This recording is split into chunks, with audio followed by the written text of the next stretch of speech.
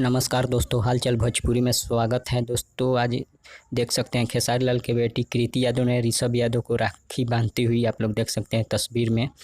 वही आप लोग ये इमेज देखिए, इसमें खेसारी लाल के पत्नी चंदा देवी ने अपने भाई को राखी बांधी। और आपको दिखाते हैं, इधर देखिए, इधर आशीष वर्मा जो कि म्यूजिक डायरेक्टर, वो भी राखी बंधवाते हुए। और अभी आप और देखिए, इधर अक्षरा सिंह ने अपने भाई को राखी बांधती हुई देख सकते हैं। बहुत सारे स्टारों ने आज राखी बंधवाया। इधर देखिए निशा दुबे जो कि भोजपुरी एक्ट्रेस, ये भी राखी बांधती हुई। इधर अखिलेश कश्यप जो कि खेसारी लाल का राइटर, ये भी राखी बंधवाते हुए देख सकते हैं। इधर अवधेश मिश्रा भी राखी बंधवाते हुए आप लोग देख सकते हैं।